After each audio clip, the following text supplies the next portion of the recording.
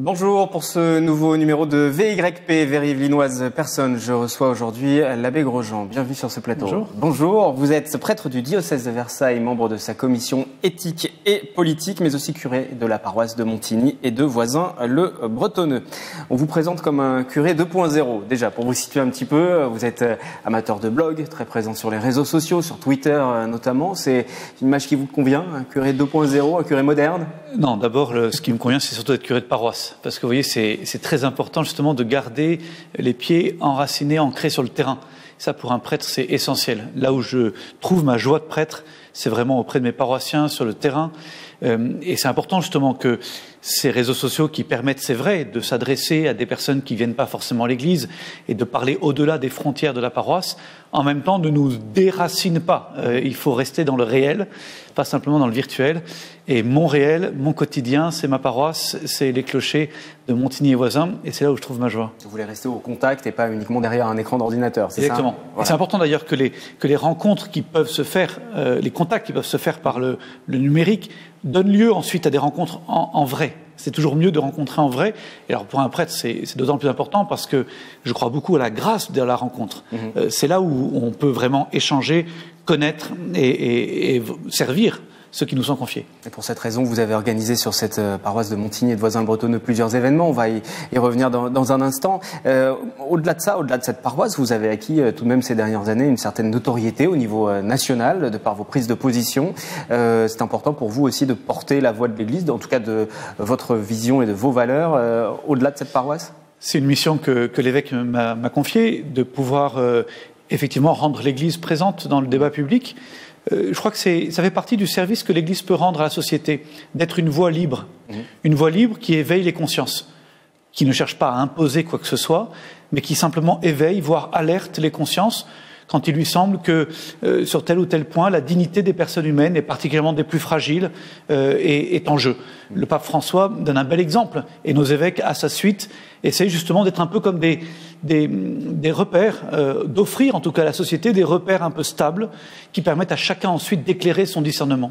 Et donc vous avez pris position notamment au moment du mariage pour tous, vous étiez opposé à ce mariage pour tous. Aujourd'hui l'évolution fait qu'on parle de la PMA, notamment dans l'actualité. Vous prenez position aussi, vous continuez ce combat entre guillemets? En fait, je ne fais que relayer la parole de notre évêque, Monseigneur Aumônier. On l'avait déjà dit il y a quelques années, effectivement, la question de la filiation allait forcément être au cœur des débats si ce mariage pour tous passait. C'est le cas aujourd'hui, avec la procréation médicalement assistée ouverte aux femmes seules ou aux couples de femmes. Et en fait, derrière, c'est toujours la même question. C'est comment, tout en respectant infiniment les personnes dans ce qu'elles vivent et en reconnaissant même ce qu'il y a de beau dans ce que chacun peut vivre, comment on protège les repères fondamentaux sur lesquels notre société se construit. La question de la paternité, la question de la filiation, ces repères anthropologiques qui sont fondamentaux pour la société, il faut les protéger, il faut les garder, il faut les préserver. Accepter aussi que le désir soit pas tout puissant. Je comprends et j'entends le désir des uns et des autres, et en même temps, vous voyez, ces limites de notre condition humaine, il me semble aussi qu'elles sont à préserver parce qu'elles sont précieuses, parce qu'elles nous rendent du coup, elles font qu'on a besoin les uns des autres. Elles nous rendent complémentaires les uns des autres. Et puis, je crois aussi que dans ce projet de loi, il y avait aussi toute la question de la recherche médicale. Et cette dérégulation de la recherche médicale, là aussi, nous pose des graves questions éthiques, de conscience, sur lesquelles nous alertons. Et donc vous utilisez des outils plutôt modernes, comme les blogs, comme les réseaux sociaux, pour véhiculer les valeurs traditionnelles, en tout cas fondamentales de l'Église? Nous parlons à tous. L'Église, encore une fois, n'impose rien, elle propose. Elle parle, elle s'adresse à la liberté des uns et des autres, et elle cherche à éveiller les consciences avec les moyens qui lui sont offerts par l'époque. Je disais tout à l'heure, vous êtes donc spécialisé aussi sur ces questions éthiques, bioéthiques. Comment vous agissez au quotidien au-delà de votre paroisse, de par ces missions qui vous ont été confiées? Il s'agit d'échanger. Je crois surtout, moi justement, je vous le disais, à la grâce de la rencontre, loin des des slogans ou des petites phrases qui sont parfois un peu désespérantes, justement, sur les réseaux sociaux, où on sent qu'il y a une difficulté aujourd'hui à établir un vrai dialogue respectueux des personnes, où on peut vraiment chercher à comprendre la logique de l'autre, à comprendre sa cohérence, même si on n'est pas d'accord. Eh bien, je crois que c'est beaucoup dans la rencontre personnelle qu'on peut partager ses arguments, qu'on peut expliquer, qu'on peut partager les inquiétudes qu'on peut avoir, mais aussi encourager. Et c'est ce qu'on fait en particulier en rencontrant les élus. Il s'agit à la fois d'encourager et d'alerter. C'est ce qui a un petit peu motivé aussi votre engagement très jeune dans cette voie-là. Vous vouliez. J'aime l'idée de chercher à convaincre de la beauté et de la justesse, de la sagesse de l'Église. J'aime partager ce qui fait ma foi, ce qui fait mon espérance, et j'aime débattre, entrer en débat, toujours avec, encore une fois, un respect profond des personnes. C'est jamais un combat contre les personnes, c'est toujours un débat d'idées. Mais parce que je crois que c'est encore quelque chose de très beau à vivre ensemble, c'est de rechercher ensemble la vérité. C'est pas ma vérité.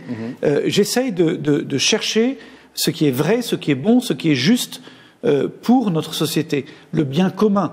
L'Église se veut au service, non pas de ses propres intérêts, mais du bien commun, du bien de tous. Et je trouve ça passionnant d'y travailler avec tous les hommes et les femmes de bonne volonté, qu'ils soient croyants ou non. On est là pour servir ensemble ce bien commun. Et ça veut dire que votre vision peut évoluer aussi ? Ah mais forcément, quand vous parlez avec quelqu'un, ce qu'il vous dit vous enrichit. Et encore une fois, ça ne veut pas dire qu'on est d'accord sur tout, mais chercher à comprendre les autres, chercher à comprendre leur cohérence, chercher à voir ce qu'il y a de beau aussi dans leur vie, est toujours infiniment précieux et nous fait grandir.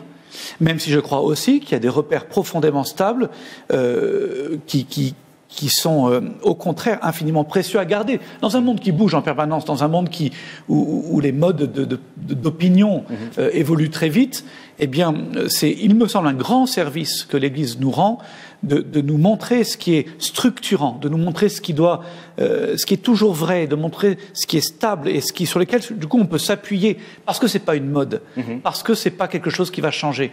Ce qui est vrai, ce qui est juste, ce qui est bon pour l'homme, demeure. Et il n'y a pas de raison que ça change au fond. Et comment ça se traduit au quotidien, justement ? Vous parlez du terrain, de ces rencontres, les paroissiens qui viennent vous voir, ou ceux qui ne sont pas croyants, et qui viennent vous voir aussi, quelles sont un petit peu les préoccupations en ce moment, qu'ils peuvent aborder avec vous, les inquiétudes ? Je crois que c'est assez paradoxal. À la fois, on voit bien qu'il y a une diminution très claire de la pratique religieuse, et en même temps, il y a une soif spirituelle qui s'exprime toujours autant. Et je trouve ça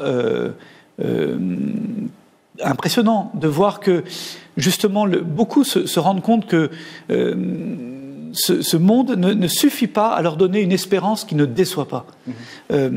Certes, on peut avoir un confort de vie, on peut avoir consommé beaucoup, produire beaucoup, etc. Mais il y a dans le cœur de l'homme une soif, un désir d'absolu, une soif spirituelle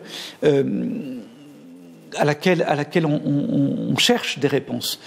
Et il me semble que c'est à cela que nous devons, nous, chrétiens, répondre. Parce que nous sommes porteurs d'une bonne nouvelle qui n'est pas réservée à quelques-uns. L'Église, c'est pas un club fermé. C'est vraiment un oasis. Moi, j'aime bien dire que la paroisse, pour moi, ça doit être un oasis au cœur de la ville. Là où on vient étancher sa soif, là où on vient s'abreuver, là où on vient chercher de quoi se ressourcer, pour ensuite continuer sa vie et avancer sur son chemin, qui est parfois aride, qui est parfois difficile. Mais voilà, dans une société qui peut parfois ressembler à un désert spirituel, la paroisse est comme un oasis infiniment précieux, ouvert à tous. Et ouvert à tous, justement, avec les manifestations, les organisations que vous allez faire, notamment ce week-end, les 12 et 13 octobre. Si on en parle un petit peu plus, il y aura une bénédiction des animaux, par exemple. Là aussi, c'est un peu atypique. En fait, on a voulu faire comme une sorte de week-end porte ouverte. Vous savez que dans l'Église, le pape François a voulu que ce mois d'octobre soit un mois missionnaire. Et donc, dans le diocèse de Versailles, dans les Yvelines, ça se traduit par un week-end en particulier missionnaire, ce 12-13 octobre, où dans toutes les paroisses vont avoir lieu des initiatives qui permettent à chacun de découvrir ou de redécouvrir sa paroisse. C'est vraiment l'occasion vraiment de s'adresser à tous, même ceux qui n'ont pas l'habitude de venir à la paroisse, avec, pour Montigny et voisins, 3 événements un peu particuliers, originaux. Le premier, c'est effectivement une bénédiction des animaux. Bénir, ça veut dire dire du bien. Et il s'agit en fait de reconnaître que nos animaux de compagnie, eh bien, sont un don de Dieu. C'est Dieu qui les a créés, qui les a voulus, et c'est vrai qu'ils nous rendent service. Alors je ne parle pas simplement des chiens d'aveugles ou des chiens policiers qui rendent un vrai service, mais aussi tous ceux qui égayent nos vies de famille, et puis ceux qui parfois aussi permettent de rompre la solitude chez beaucoup d'entre nous. Et donc on a eu envie de rendre grâce, de dire merci pour ces animaux, de reconnaître qu'ils sont un don de Dieu et de les bénir en ce sens. Bien sûr, c'est l'occasion aussi d'accueillir leur maître, pour qui on priera aussi, donc ce samedi matin à 11h à Voisins-le-Bretonneux, devant l'église. Et puis on a aussi samedi soir, à 19h, une guinguette paroissiale, une petite fête de village en quelque sorte, sur le parvis de l'église Saint-Martin à Montigny-le-Bretonneux. Là, c'est offrir un temps de convivialité, parce que je crois que c'est aussi ça que les gens recherchent, que l'Église soit pas simplement un lieu de prière, mais aussi un lieu de vie fraternelle. C'est infiniment précieux dans nos villes d'avoir des lieux de gratuité, des lieux de fraternité, des lieux de convivialité, où on découvre que la paroisse, c'est aussi une communauté, une famille, où chacun a sa place. Donc une guinguette paroissiale avec de la musique, avec des jeux, avec de quoi se restaurer, et puis l'occasion, effectivement, d'en profiter pour rentrer dans l'église, aller prier, déposer ses intentions de prière, déposer un cierge. Et puis enfin, troisième événement, c'est le dimanche 13 octobre à 15h, à l'église Saint-Pierre-du-Lac, on va dire le chapelet, puisque c'est l'anniversaire des apparitions de Notre-Dame de Fatima, et donc on priera particulièrement pour les personnes malades. Voilà. Alors on a parlé un petit peu de ces différents événements, on arrive à la fin de cette émission, peut-être aussi nous dire quelles sont, ou si vous avez des ambitions, motivations personnelles. Vous êtes là pour les 6 prochaines années, encore 5 ans sur la paroisse de on est au moins nommé curé pour 6 ans, et le grand projet, ça sera effectivement la construction d'une nouvelle église. Vous savez qu'il y a ce projet qui qui mûrit depuis des années, qui a été lancé par mon prédécesseur et que je vais être amené à mettre en œuvre avec toute une équipe, bien sûr, de paroissiens. La construction d'une nouvelle église de 800 places, une grande église sur le terrain de la Remise, sur Voisins-le-Bretonneux, mais qui sera une église pour Voisins et Montigny, puisqu'on a des très belles petites églises, mais qui sont trop petites pour rassembler tous les chrétiens, en particulier le dimanche ou aux grandes fêtes. Et donc, ça va être un projet dans les 3 ans qui viennent, avec, je l'espère, une ouverture en 2022. Ça sera un projet qui va marquer à la fois la paroisse, mais aussi la ville, bien sûr. Merci beaucoup, Abbé Grosjean, d'avoir participé à ce numéro de VYP. On se retrouve très bientôt sur TV78.